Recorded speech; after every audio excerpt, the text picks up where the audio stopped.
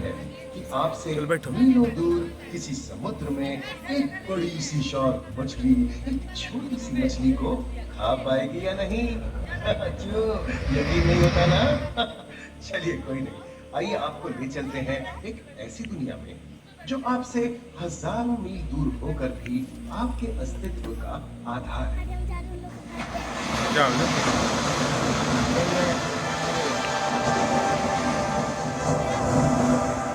ये महासागर है, मीलों दूर तक फैला हमारे जीवन का केंद्र, जिसका पानी हर देश की सीमा से परे है। हमें सांस लेने के लिए जरूरी ऑक्सीजन का 50 से 80% इन्हीं समुद्रों के पानी से आता है। ये भी कह सकते हैं कि ये सागर एक विशाल संयुक्त परिवार की तरह है, जिसमें ये सभी जीव एक ही घर में रहते हैं, जैसे मछलियां, mollusc, dolphin, seal, walrus, crustacean, bacteria, समुद्री एनिमोनी और हाँ, ब्लू व्हेल भी, जो पृथ्वी का सबसे बड़ा जीव माना जाता है। और जंतु ही नहीं, इन समुद्रों में पौधों की भी लाखों प्रजातियां पाई जाती हैं। इन विशाल समंदरों का पानी हमारी पृथ्वी का लगभग 3/4 हिस्सा है। इस धरती पर 5 बड़े महासागर हैं: आर्कटिक, अटलांटिक, हिंद, प्रशांत और दक्षिणी महासागर। ये सागर इतने महत्वपूर्ण हैं कि इनका तापमान और लहरें दुनिया के हर हिस्से के मौसम पर असर डालते हैं, चाहे वो मौसम कितना ही खतरनाक क्यों ना हो। हमारी ही तरह पानी के नीचे पनपता हर जीवन सूरज की रोशनी पर निर्भर है। जी हाँ जनाब, सिर्फ ये जंतु, मछलियां, पेड़ पौधे ही नहीं, बल्कि बैक्टीरिया जैसे सूक्ष्म जीव भी सूरज से ऊर्जा पाकर खिलखिला उठते हैं। ये देखो मिस्टर कूद मिलाओ, हाँ, कितने मजे ले रहा है। देखा इसे, अपने चेहरे की पोजीशन ऐसे बदल रहा है जैसे किसी स्पा में स्टीम ले रहा हो। और वो चली मैडम व्हेल इटलाते हुए सनबाथ लेने। और ये जोकर मछली यानी क्लाउन फिश, ये तो गाना भी गाती है भाई, बिना किसी सुरताल के। हाँ, ये राख समुद्री जानती है, और कोई खतरा महसूस होने पर ये कभी घुर्राती है और कभी चहकती है। क्लाउन फिश है ना।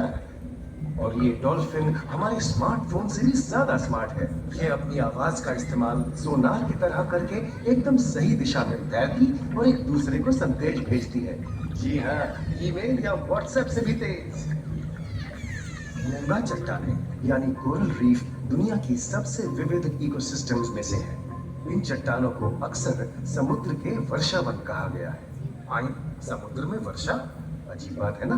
अरे दरअसल इनका नाम इनके आसपास बसे इन जीवों की विविधता के कारण पड़ा है। इनमें से कुछ मूंगे गर्म उथले समुद्र में, तो कुछ ठंडी अंधेरी गहराइयों में रहकर हमारे इकोसिस्टम के संतुलन को बनाए रखते हैं। पौधे हमारे इकोसिस्टम का एक बहुत ही महत्वपूर्ण हिस्सा है और पानी में ऑक्सीजन का सबसे बड़ा स्रोत है।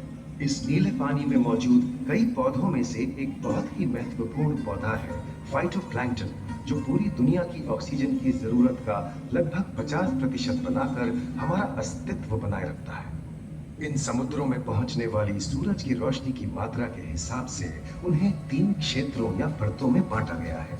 सतह के सबसे नजदीक वाली परत को यूफोटिक जोन या सनलाइट जोन कहा जाता है। जाहिर है कि यहाँ सूरज की सबसे ज्यादा रोशनी पहुंचती है और 90% समुद्री जीवन इसी परत में मौजूद है। अगली गहरी परत को डिस्पोटिक जोन या ट्वाइलाइट जोन कहा जाता है। इस परत तक सूरज की सिर्फ 1% रोशनी पहुंचती है, जो पौधों के जिंदा रहने के लिए काफी नहीं है। तीसरी और सबसे गहरी परत एफोटिक जोन या मिडनाइट जोन है। यहाँ सूरज की रोशनी बिल्कुल नहीं पहुंचती। ये परत पूरी तरह से अंधेरी और ठंडी होती है, बिल्कुल किसी हॉरर मूवी के सीन जैसे। ये कई जगह पर इतनी गहरी होती है कि यहाँ आसानी से माउंट एवरेस्ट जैसे ऊंचे पहाड़ भी समा सकते हैं। और इसकी सबसे गहरी जगह है प्रशांत महासागर में मरियाना ट्रेंच। महाद्वीपीय तटों के साथ लगे उथले समुद्री इलाकों तक पहुंचना आसान है, लेकिन ये समुद्र का सिर्फ 10% है। समुद्र की गहराई जितनी बढ़ती जाती है, उतने ही वहां के हैरत अंगेज जीव जिन तक पहुंचना मुश्किल होता जाता है। ये समुद्री जीव पहले तो अपनी खूबसूरती से आपको छलते हैं और फिर अचानक एक खतरनाक रूप ले लेते हैं जिनसे बचना मुश्किल ही नहीं नामुमकिन है। और ये क्या, अचानक ये रोशनी कहां से आई? ओहो, ये तो जेलीफिश का झुंड है जिनकी रोशनी एकदम डिस्को लाइट की तरह लगती है। वाह, ये हुई ना बात। अब सभी बड़ी छोटी मछलियां इन चमचमाती डिस्को लाइट को देखकर पार्टी करने आएंगी। और फिर यही रोशनी उन्हें बेरहमी से दबोचकर उनका शिकार करके अंधेरे में वापस गायब हो जाएगी। लेकिन सभी शिकारियों को छलावे से लुभाना नहीं पड़ता।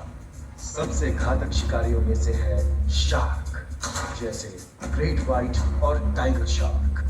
शार्क आमतौर पर सूरज ढलने के बाद अंधेरे में शिकार पे निकलती है समुद्री जीवों का यमराज बनकर।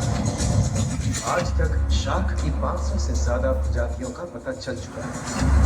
ये हर तरह के खुले महासागरों में, मूंगे की चट्टानों में, आर्कटिक की बर्फ के नीचे और समुद्र की अंधेरी गहराइयों में पाई जाती है।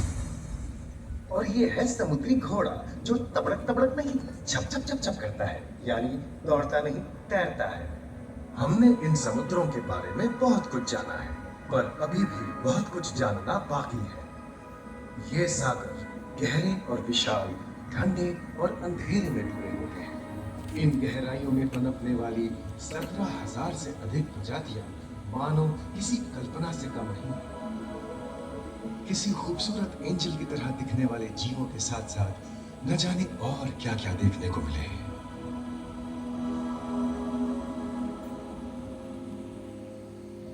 इन विशाल सागरों के इकोसिस्टम इनके बाहर तक फैले हैं।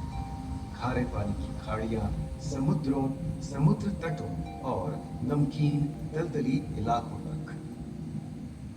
मानव जाति दशकों से प्लास्टिक, जहरीले रसायन, तेल और ऐसी कई चीजों को पानी में बहाकर समुद्रों को नुकसान पहुंचा रही है। कई समुद्री जीवों या मछलियों की दर्दनाक मौत और उनकी इस तड़प का जिम्मेदार हमारी मानव जाति ही है। पिछले कुछ दशकों में वैज्ञानिक पैमाने पर सामने आए खतरों में से एक बड़ा जलवायु परिवर्तन है, जिससे महासागर गर्म हो रहे हैं और ग्रीन हाउस गैसों की अधिकता और ऑक्सीजन की कमी के कारण इन समुद्रों का अम्लीकरण हो रहा है। सागरों के इस तरह गर्म होने से पानी का स्तर बढ़ गया है और बर्फ की चादर पिघल रही है। इस विनाशकारी बदलाव के परिणाम स्वरूप समुद्री जीवन खत्म हो रहा है और पूरे इकोसिस्टम के लिए ऐसे खतरनाक हालात हम ही पैदा कर रहे हैं। हमारी आने वाली पीढ़ी का भविष्य इस बात पर निर्भर करता है कि क्या हम आज अपने निजी जीवन से प्लास्टिक को हटाने जैसा छोटा कदम उठा सकते हैं, या फिर हम बड़े स्तर पर सख्त नियम बनाकर उन्हें लागू करें, जिससे समुद्री संसाधनों का दोहन और प्रदूषण कम हो। याद रखिए, बात हमारे अस्तित्व की है, तो बदलाव की शुरुआत भी हमें ही